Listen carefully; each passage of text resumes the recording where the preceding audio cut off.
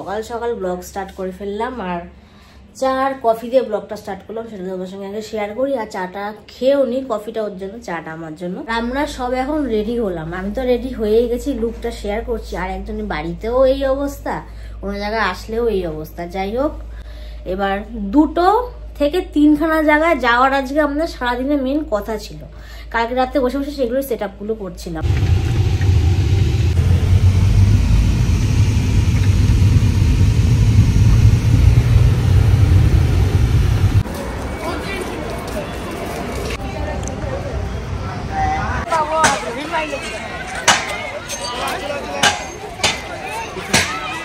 তো এখন আমরা আবার রেডি হয়ে গেছি দুজনে বেরোনোর জন্য। একটা জায়গা থেকে এসে আবার ফ্রেশ হয়ে রেডি হলাম।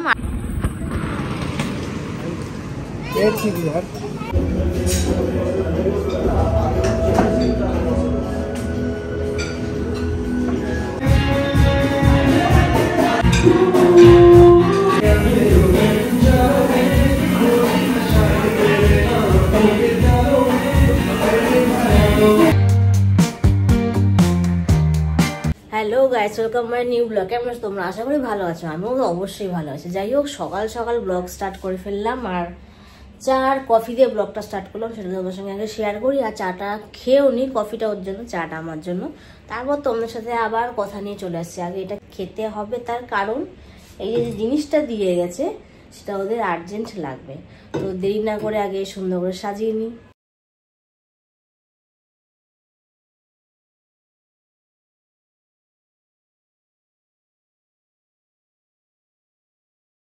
তো এখন বাজে সকাল 11টার, আমরা সিরিয়াসলি ঘুরতে বেরোবো।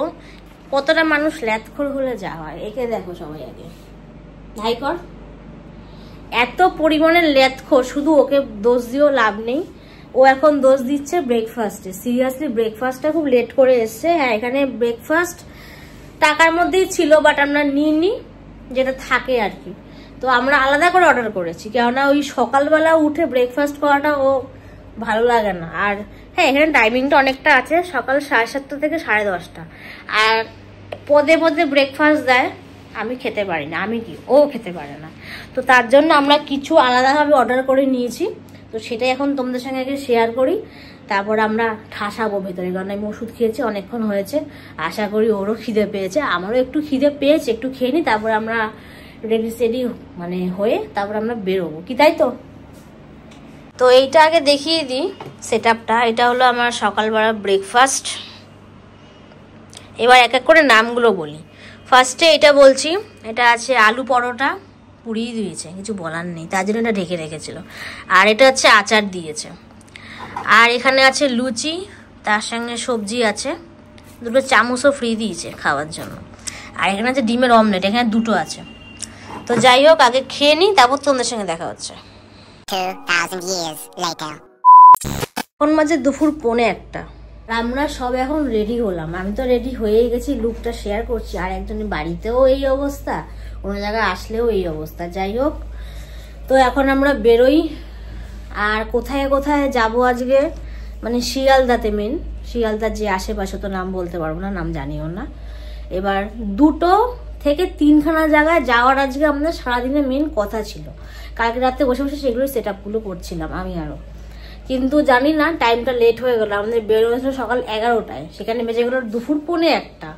এখন দেখি 3টে জায়গায় যেতে পারবো কি পারবো না।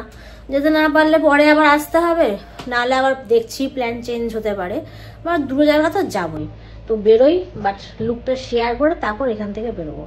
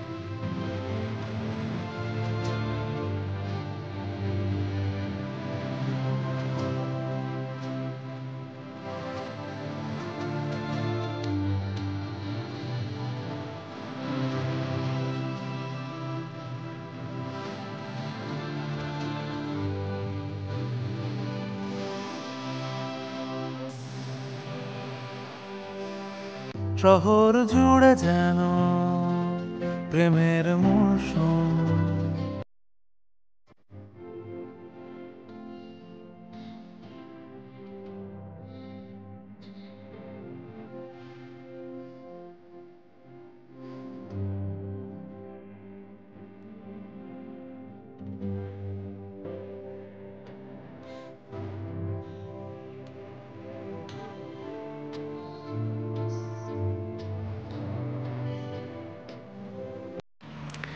তো এখন আমরা আবার রেডি হয়ে গেছি দুজনে আর বেরোনোর জন্য। একটা জায়গা থেকে এসে আবার ফ্রেশ হয়ে রেডি হলাম। আগেরটা তো সব ভিডিও তোমরা দেখলেই, পরে এসে সব একবারে কথা বলবো।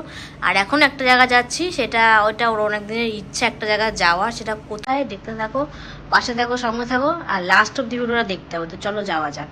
আর কেমন লাগছে অবশ্যই কমেন্টে জানিও। এগুলো সব করে নতুন ড্রেস।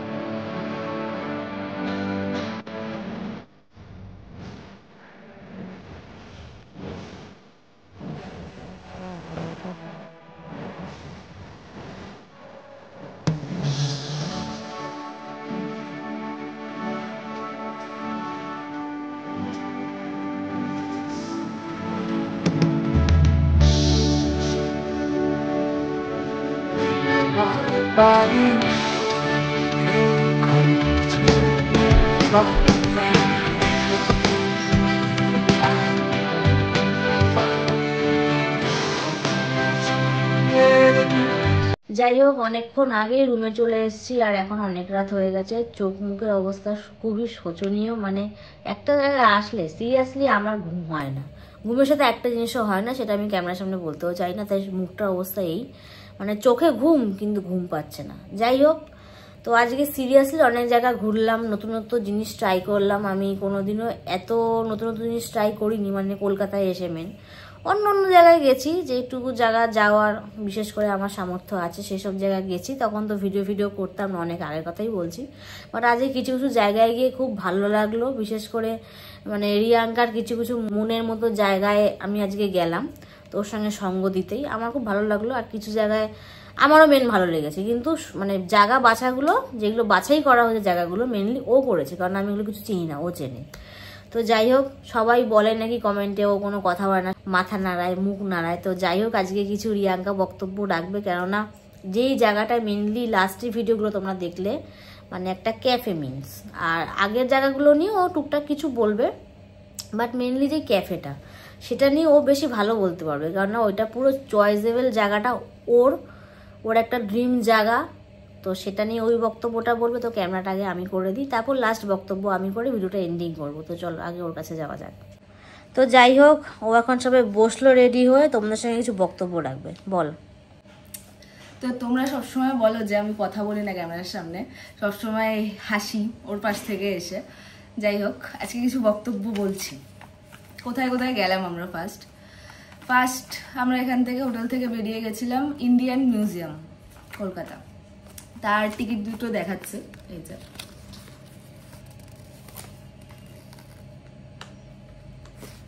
তারপর আমরা গেলাম সায়েন্স সিটি কলকাতা, এটার টিকিটটা দেখে নাও।